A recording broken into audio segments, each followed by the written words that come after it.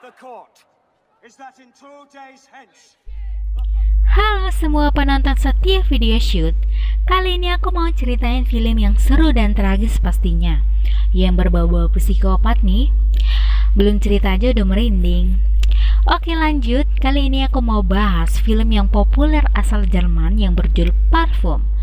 Bicara tentang parfum sudah dipakai ribuan tahun silam sebagai bagian dari upacara keagamaan, yang dimana budaya menggunakan parfum pertama kali terjadi di Mesir dan kemudian diikuti oleh bangsa Tiongkok, Yunani, Roma, dan beberapa negara Timur Tengah, yang dimana awalnya hanya digunakan kelas bangsawan.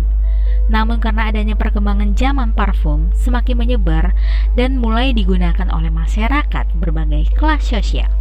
Dan banyak orang-orang bahkan di negara Prancis intinya membuat berbagai macam inovasi wangian dan menciptakan jenis wangi baru dan tahan lama. Udah nggak usah basa-basi lagi nih. Di film ini kita menceritakan perjalanan seorang pria dalam menciptakan sebuah parfum yang sangat impresif, tapi dengan cara yang sangat sadis bahkan menjijikan. Mau tahu kisahnya? Ikuti terus. Tapi sebelumnya nih, jangan lupa klik tombol subscribe, like, dan komen, dan aktifkan loncengnya supaya kalian selalu update dengan kisah-kisah cerita film yang seru dong pastinya. Parfum, The Story of a Murderer adalah film yang tayang perdana pada 2006, merupakan besutan sutradara Tom Tykwer. Ceritanya diadaptasi dari novel bestseller berjudul Parfum karya Patrick Sunskine. Film ini menceritakan tentang seorang lelaki bernama Greenyle, di mana ia adalah seorang ahli pembuat parfum dan terobsesi menciptakan parfum yang paling menarik. Meski harus menggunakan cara yang keji, ia sangat tertarik dengan bau tubuh perempuan dan menjadikannya parfum dengan cara membunuh mereka terlebih dahulu. Aima, sadis parah. Asal-usul si Greenyle ini, ia lahir dari seorang ibu penjual ikan di lingkungan kumuh Prancis, dan sang ibu berniat membuangnya di pembuangan sampah ikan karena memang dia bukan anak yang diinginkan sejak lahir. Dari lahir aja hidupnya sudah tragis ya. Karena penciumannya yang sejak lahir kuat, dia pun sontak menangis hingga orang-orang pun melihat dan mengira ibunya berusaha membunuhnya. Usai sang ibu dihukum mati karena diduga hendak membunuh, Greenyle dibesarkan di sebuah panti asuhan. Ia tumbuh berbeda dibanding anak-anak seusianya karena memiliki indera penciuman yang superior. Ini orang pasti gak pernah pilek ya. Di usia remaja, ia bekerja sebagai buruh kasar. Suatu ketika, ia diajak oleh majikannya ke Paris untuk mengantarkan barang. Disinilah untuk pertama kalinya ia menemukan aroma langka yang memikat hatinya. Aroma ini ternyata berasal dari gadis penjual buah. Singkat cerita, karena terlalu penasaran, Greenyle tak sengaja membunuh gadis ini. Namun bukannya mengubur, ia justru membuka pakaian gadis ini dan membaui tubuhnya untuk mencari aroma langka tadi. Kayaknya nih orang memang gak punya hasrat ya.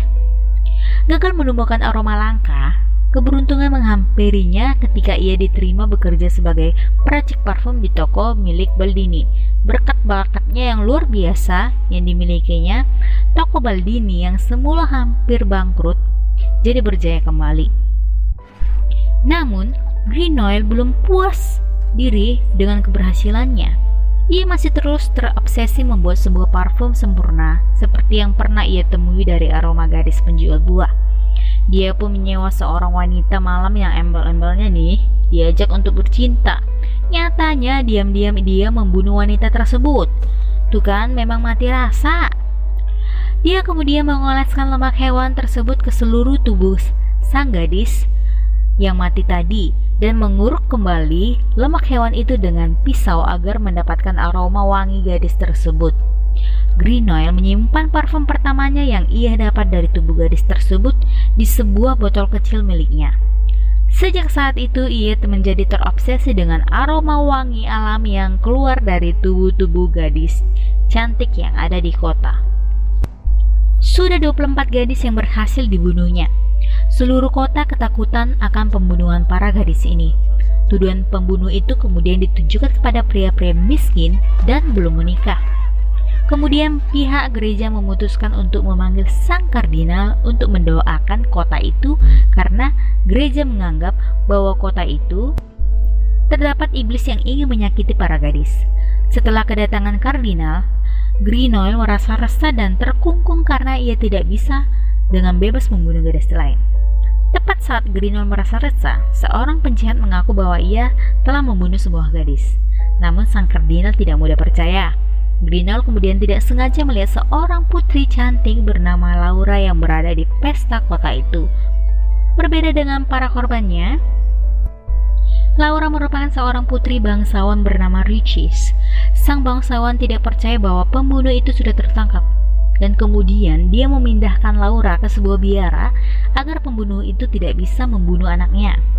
Kemudian Greenaway dengan penciumannya yang tajam bisa melacak Laura hingga ke biara dan mulai mengikutinya dan mengamati Laura dari kejauhan dan memulai merencanakan pembunuhan Laura. Greenaway berhasil membunuh Laura yang sedang tidur di kamarnya dengan mengelabui Riches.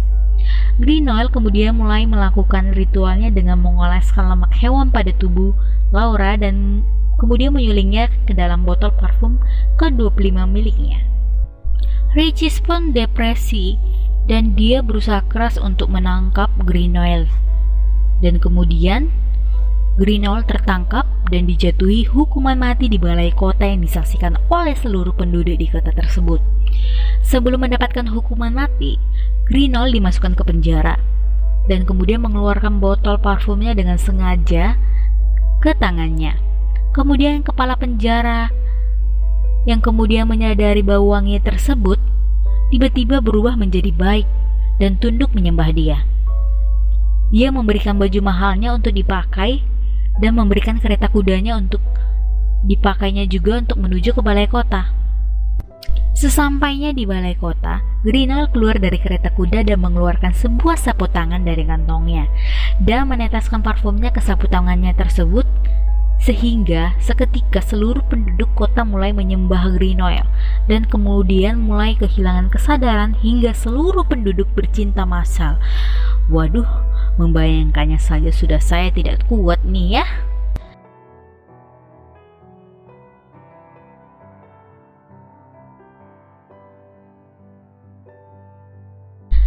Kemudian Greenaway kembali pergi ke tempat kumuh di mana ia tinggal dari kecil hingga sekarang. Kemudian dia meneteskan seluruh parfumnya ke seluruh tubuhnya hingga orang-orang yang ada di sekitar jalan tersebut mulai mengurumuninya dan menyembahnya. Karena kehebatan parfumnya, orang-orang mengurumuninya hingga menggigit bahkan makan tubuh Greenaway hidup-hidup. Maybe orang-orang tersebut sudah overdosis parfum kali ya. Oke, sampai di sini cerita kita. Gue pamit dan tetap nantikan video kita selanjutnya. Bakal banyak cerita-cerita yang lebih seru lagi nantinya. Oke, see you, bye.